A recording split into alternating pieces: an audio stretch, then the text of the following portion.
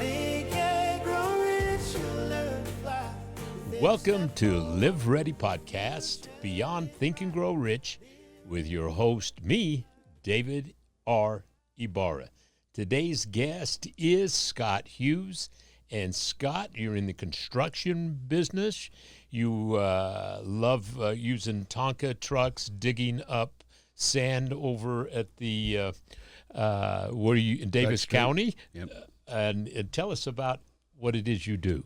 Part of a we're going to be a fourth generation family business. Construction, we do a lot of schools, car dealerships, equipment dealerships, Caterpillars and Mack, Volvo trucks, all kind of stuff like that. We do a lot of parks, roads, and, as a kid growing up playing in the sandbox, you had to drag me out kicking and screaming. So I never left the sandbox. I just got bigger toys. You got a big sandbox over at the gravel pit over in North Salt Lake, right? Yes, yeah. Yeah. How long have you had that? We started up there in about 78 is when we started up there. So. How much dirt do you think has been taken out of that gravel pit? Millions and millions and millions. I remember in the early 80s, I'd built the upper shelf, and I thought I'd moved the mountain. And, I mean, most of the hillside was all still natural and kind of here and there been, disturbed. But, now I look at it today, and it's just like, wow, how much we do. It is huge. And then the point of the mountain leaving Salt Lake County is another active gravel pit. Is that connected to you or? Nope, no, it's one of our competitors and customers. We build buildings for them and buy aggregate from them, and so Utah's kind of a small area that everybody kind of intertwines a little bit. Competitors are customers, and customers are competitors. So yeah. So now on a gravel pit like that, where the whole side of the mountains gone, how long is the lifespan before you run out of dirt to take out? A couple more generations, I'll never see the end of it. So, is that right? Yeah, we got Beck Street's got one of the best quality gravels in the state of Utah. So it's really good for aggregate, for asphalt and building materials and building roads and stuff. Well, I get to taste a little of your gravel because I live up by the tennis court right up on the other side of it. Okay. I've just built a new home there. Hopefully not above the slide or below it. No, we're back far enough, and my home was built on. We hit that bedrock. Yep. So we had to blow out bedrock. I don't think I'm going to slide off anywhere because it's pretty well connected. So you're in the construction business. Now I hear you build automobile dealerships. That happens to be one of the businesses that I'm in, and we've been responsible for helping to build stuff in Houston and Missouri and Utah. A lot of the Murdoch Automotive Group, Heritage Automotive Group, and stuff like that are individuals that I consult. What groups do you work with on dealerships? Stephen Wade Group. We do a lot of theirs. Well, we're doing all of them. We've done the Young's new big corporate building up there in Layton. We just finished that. Beautiful building. Yeah, it turned out beautiful building. It started out a small building, and then as we designed it, it just kept growing and growing and growing. It was, and then we do the performance group, and you're one of the biggest then in the area, without a doubt. Yeah, we're one of the best. Well, that's good. I own part of the Sienna Hills Auto Mall there in St. George. Okay. So that's we just got. So when you need it remodeled, just call me. Yeah. Well, we first we got to get some of those lots sold. Okay. I think we've got we've got the Hyundai with the Finley Group is our bought some land. He's bought quite a bit of it, and we've got a couple of others that are coming on, but it's in the St. George area, so it's right down your alley. Yeah, I met him, trying to think, probably 6-7 years ago down in Mexico, just we were mule deer hunting, and the people we were with, says you guys probably know each other. And in fact, it was one of the electricians that does a lot of our electrical work in southern Utah, mentioned that. So I went over in their camp and met him, hung out a little bit. So nice guy. Very nice guy. Yeah, very, very sharp. Good, successful family, and they know the automobile business. I actually started in this business with Stephen Wade. Only worked there 6 months. Yeah. But I wanted to do my investigation of, do I really want to leave restaurant? I used to work for Marriott. I owned 4 restaurants in Fashion Place Mall, and I thought, man, automotive, there's so much opportunity in that. So I took 6 months and did the unthinkable and decided I wanted to sell cars just to feel how it would feel and whether or not I was a fit. And he was the place I chose. Was very, very sharp and very solid. Oh, he's anywhere you go, he knows, everybody knows him, and he knows everybody, their names, family. Yeah. He's got that gift of just a people person. He's just he really got to know him, got to like him. He's really impressed with him. So you are in about 3 different businesses of what I could take out of that opening description. You're in the concrete building or gravel. Yep. You're in the construction. And we got asphalt. We started into the asphalt in about 2014, and then since then we bought paving business, and one of our customers they were time to retire and started talking. And it was one of those relationships that made sense, and so we're into that. We got other businesses, but did you ever believe, Scott, that you would get this big? No, just we were high school education, hard work, worked after school, worked weekends, worked summers in the construction, and I just always did it, and worked harder and harder, and it just kind of kept growing and growing, and we just, the more it grew, the harder we had to work. And so when you say we, are your sons or your brothers, or? I got a younger brother, Todd. He owns. He's the other half the owner of the businesses. Me and him own everything, lock, stock, and barrel. And then I've got 2 sons that are just working in it. So they're and they're in their mid careers. They're 40-year-old. So I mean they're starting to kind of people following them, and falling into their own. We have something in common. We have the same education level. Okay. I just chose to just get right in it and start working, and there's a lot of ways you can get educated, and I'll tell you what. School hard knocks. There's I've got a doctorate degree on the School of Hard Knocks. That's for sure. So have I. And that one word, if anybody asks me, what does it take? It's just one word. It's work. Work. Hard work. Work. Yep. And that is getting something in motion. Well, of all of the things you do, how many states, how many branches do you drift into? Oh, we're mostly in the state of Utah.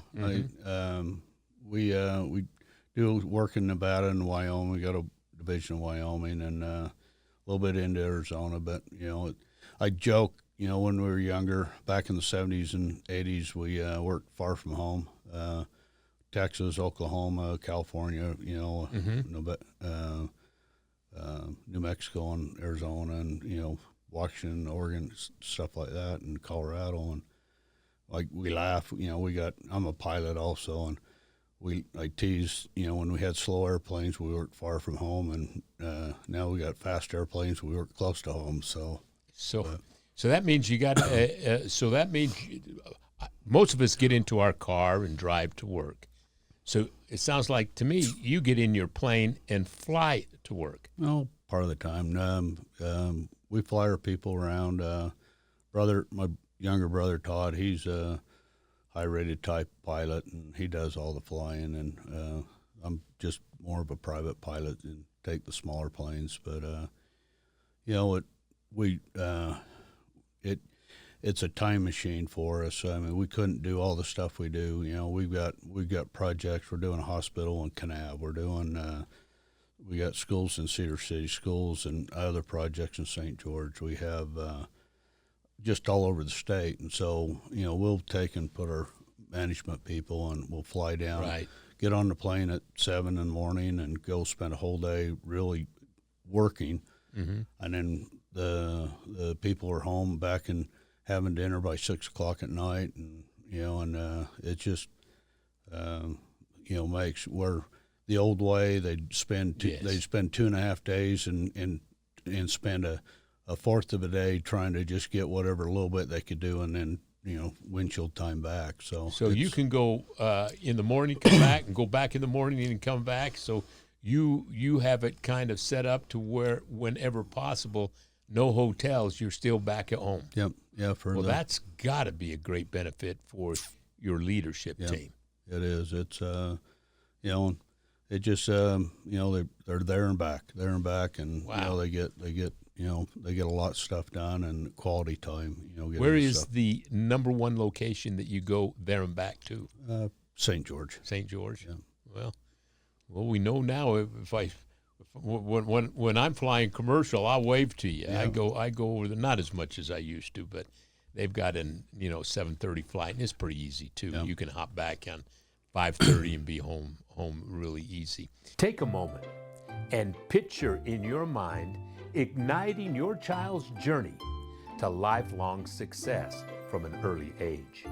With Yes, Our Kids Can, this vision becomes a reality right from preschool.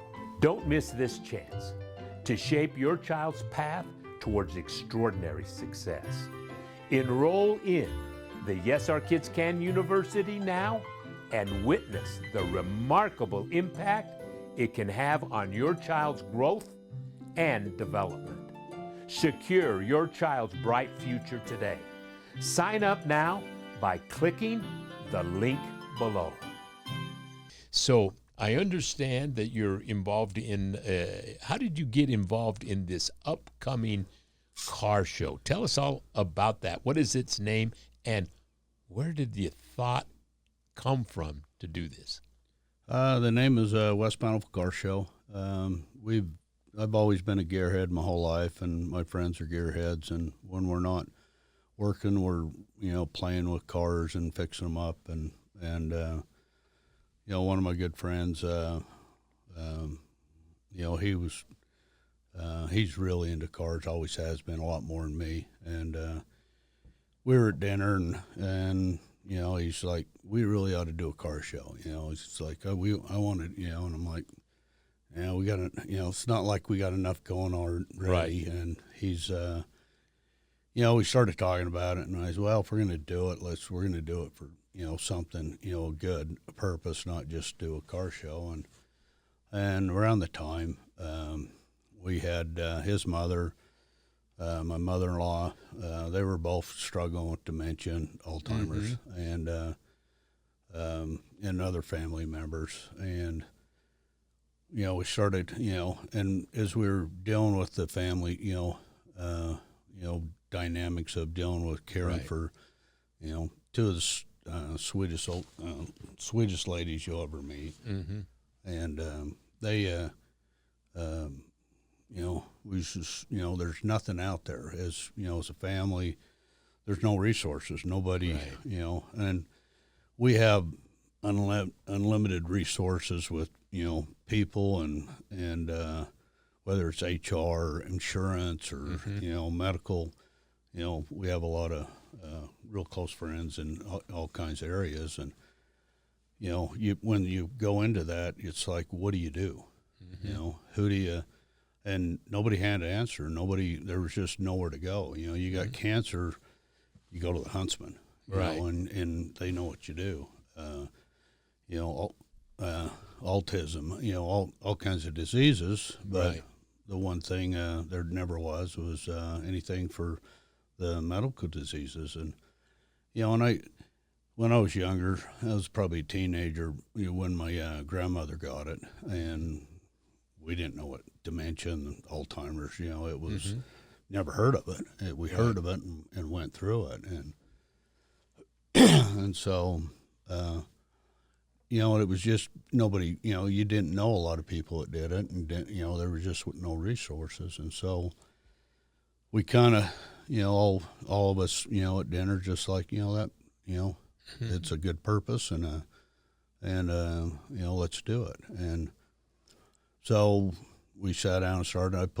I started a foundation. It's called the Hughes Family Foundation, and we got roughly probably 20 board members that we put together on it, and started. If we're going to do it, we're kind of the most of my friends. Well, all my friends are successful and hardworking people that So when we do stuff, we kind of we're all in and all right, and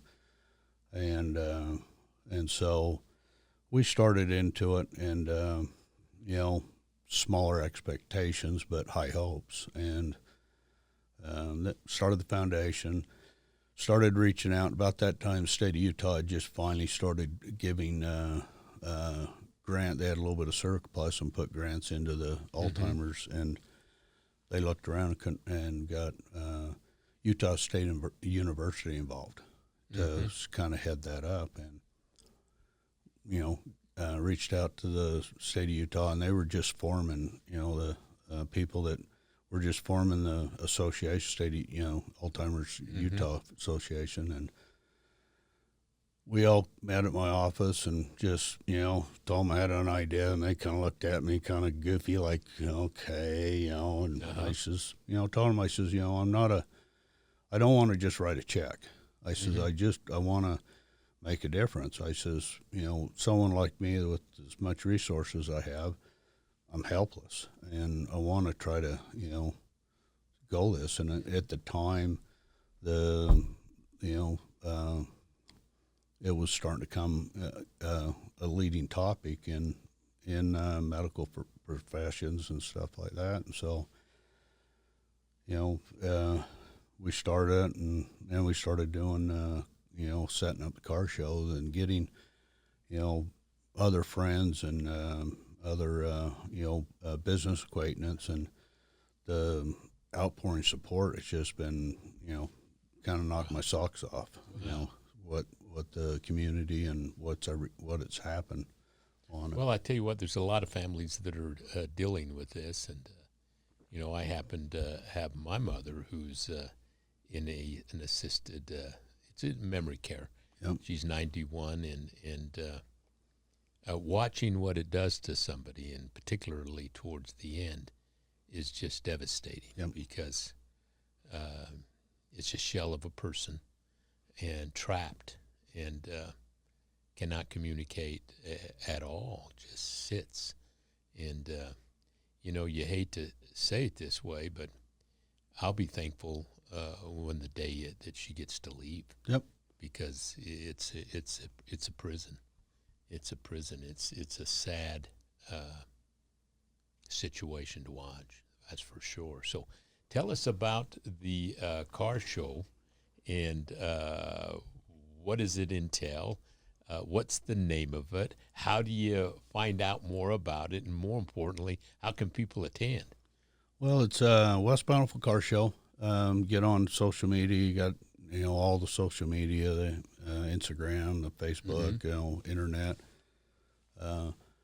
We've got, top-notch marketing people that, you got QR codes. You can get on there. You can donate. You can register your cars. And, as we started the car show thing, we didn't want just the typical car show. It has the old T-buckets or the Tri-5s and, like you usually see. We wanted variety, so we've got diesel semis in it. We've got farm tractors to old custom wood boats, handcrafted wood boats, to motorcycles, to, bagger bikes, to custom old, Indians, and, ice. I think last year we had a custom old Harley and a custom old Indian ice racer bikes that would still had all the big spikes in them, and pickups, 4-drives, side by sides. So how many vehicles will you have typically in one of your shows? It's grown every year. First year we were hoping to maybe get 30, 40. We got over 100. Next year word of mouth got out, and we spent a lot of time advertising, putting banners and stuff up around, and it's 200. Last year it was over 300, and well, that's bigger than the new car show. It's turned into something. This year we were just the other day looking at the pre-registration online, and we're over double what we were last year, and 70% of the new registrations are new new participants that haven't been to us. How many people typically will go through attend your car show? We'll have I kind of equate it you probably get about 4 people or more per vehicle that's in there.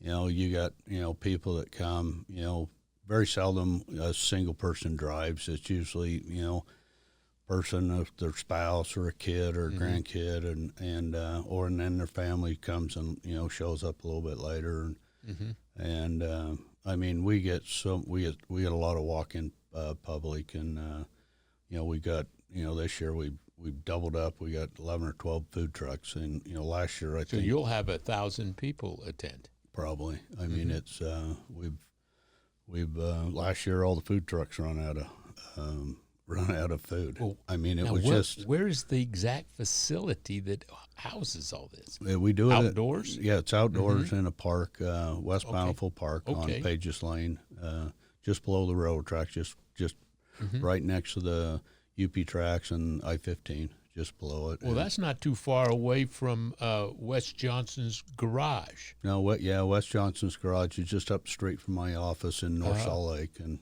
he's started at Hank's Garage. Hank's Garage. Yeah, we back year and a half ago, we had they did a surprise 60th on me, and we had it there and filled the garage up, and he had a Viper on the dyno, and and we had a lot of fun there. Now he probably showed up as Hank. Yeah, he showed up as Hank, and he'll probably in fact he's missed it every year. He's always been up to Idaho on that Speed Week, that big up in Sun Valley, and this year he's not going. He's coming to the car show. He's not going to miss it. He's actually one of the main sponsors of the show. He's gotten into it, and Wes is a tremendous good guy, a good friend of mine, and when he asked me to come over and just visit him at Hank's Garage, I didn't quite know what to expect, but when I opened that, when he met me outside, and it was it just a metal building. Yeah, metal building. You look like it. Okay. Yeah. And you walk in there, my heavens, he had 50, 60 cars in there, and he had a restaurant. It is a unbelievable gathering place to have a party such as the one for you, or a corporate retreat. And you don't forget it. It's even got a place for a helicopter to land. Yeah. Well, that's great. Well, tell me, how would you like to end our program talking about what can people do to help with dementia, Alzheimer's, and how do they get involved, not just from attending, but your foundation, the Hughes Foundation? How would they get involved with something like that?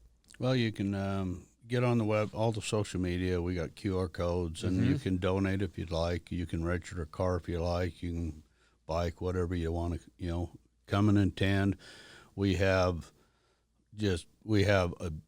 giving away, we're raffling off. Every year we've raffled off. First year a motorcycle from a friend that died that wanted to do it. His spouse wanted to do it, and then a 4-wheeler next year. Another motorcycle from another friend that paid tribute to. Right. This year we're raffling off a Polaris Razor. We last 2 years, last year and this year, we're raffling off a Hawaii vacation. So you get on there, you can buy a raffle ticket. Only takes one to win. Yeah. But the first thing you got to do is buy the one. Buy the one. We're doing a parade in the morning, Bountiful Handcart Parade. We got a float. We did the West Bountiful one on the 4th of July. And last year, it was a 19-year-old kid just getting ready to go on his mission. Hit the QR code on the side of the truck, and he's the one that won the Hawaii vacation. So him and his father went on it, just before he went on his mission. And cool. But it was you get there. We've got we'll have we have so many just really good prizes to win. Buying raffle tickets. We have barbecues to flat tops to car stuff. I mean, we like I said, we do it upright, and people donate a lot of really nice prizes to raffle off. And excellent. And, the date of the car show is August 1st. August 1st. Well, it's Saturday. I'm not going to be in town, unfortunately. Fortunately, I'll be in Mexico taking a little break, and then I'm headed to Costa Rica for one day.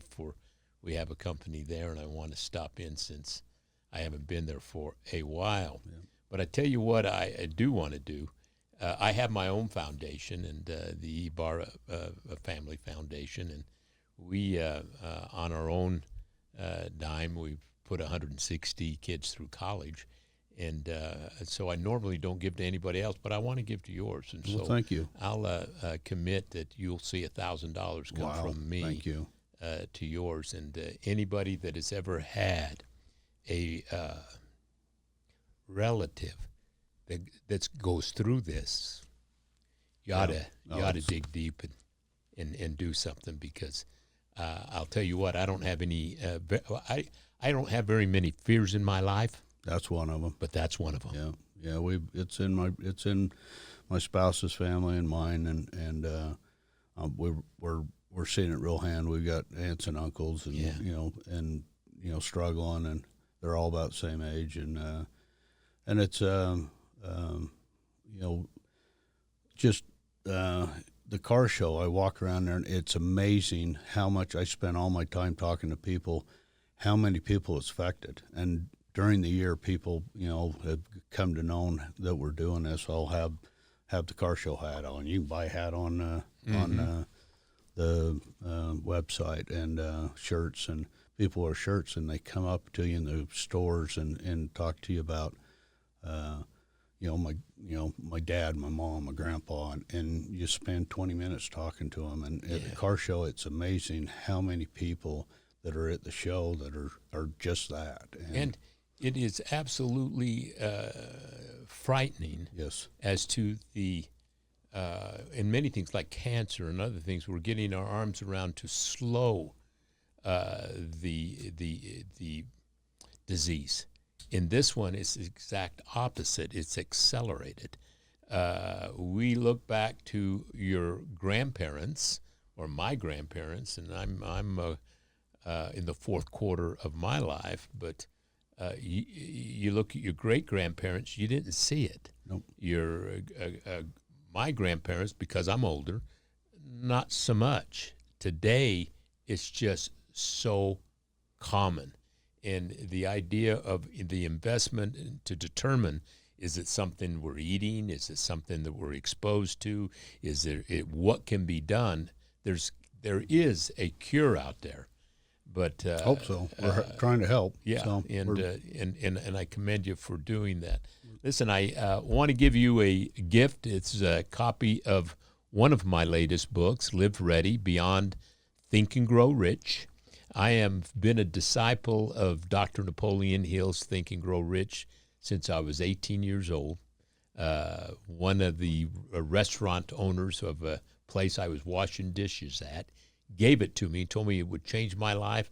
I read it, and it did. But I wanted to give you a gift of this, and thank you for being on our show today. No, I appreciate it. Thank you for the donation to the foundation, because we'll put good work. I mean, we up the Utah State, we're getting medical students, heading into that field, and You know, they told us, I met with them the other day, and they says, you know, once a student starts into the mental health, or they'll stay in it the whole time and in the career going. So we're helping, you know, in other areas, a rural area, they're, you know, really working, trying to expand, and we're trying to do that and help them do that. So there's awareness for it. Has to be a solution, but also there has to be a more dignified way of helping somebody transition through it who has it. Yeah. And warehousing isn't the answer. Is not the answer. Yeah. Well, thank you for being on our show, and thank you, good David. luck Yeah. with your car show. Thank you. Live ready, reach higher, chase the sky. Beyond thinking, grow rich, you'll learn to fly. With every step forward, the future is bright. Live ready for the dreamers, ignite your